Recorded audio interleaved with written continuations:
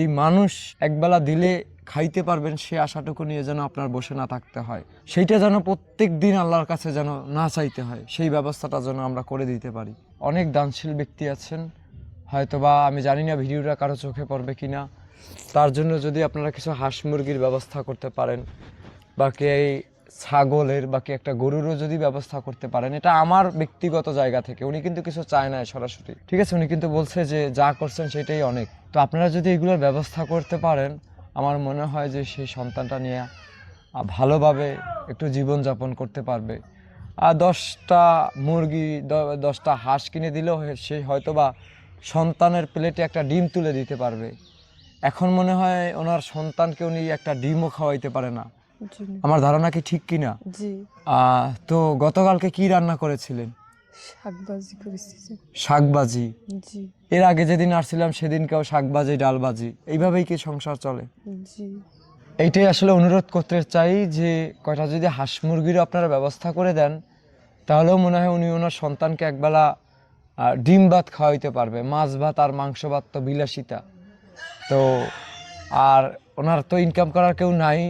যদি এলাকার তরফ থেকে বাকি মানে এলাকার উপর লেভেলে যারা আছেন তারা যদি মানে একটা কোনোভাবে যদি একটা গরু ছাগলের ব্যবস্থা করতে পারেন, বাকি আমার এই ভিডিওর মাধ্যমেও যদি ব্যবস্থা হয়, সেটাও আমি সকলকে অনুরোধ করব যে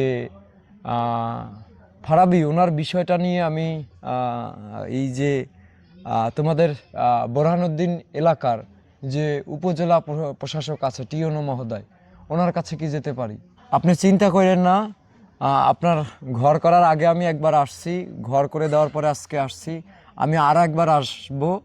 যদি কোনো ব্যবস্থা একেবারে নাই করতে পারি কারো মাধ্যমে, তাহলে আমি আপনারা নিয়ে আপনার সন্তানদের নিয়ে আমি জেলা প্রশাসকের টিউনো মহোদয়ের কাছে যাব যে আপনি যে কাজটা করেছেন, আপনি যে আপনার সন্তানদের জন্য এবং আপনার শাশুড়ির জন্য যেটা করেছেন, আপনার জন্য আমরা কি করতে পারি, সেই কারণে টিউনো মহোদয়ের কাছে যাব।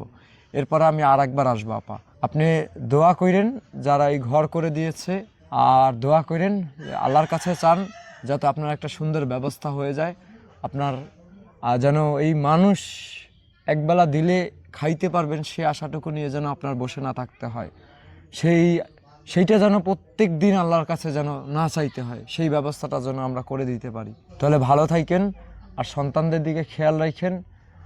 আর ওই ফারাবি আছে, ফারাবিকে নিয়ে সন্তানদের দেখা এই যে আপনার যে করেন, এটা আমার পকেট থেকেই ওই বাচ্চার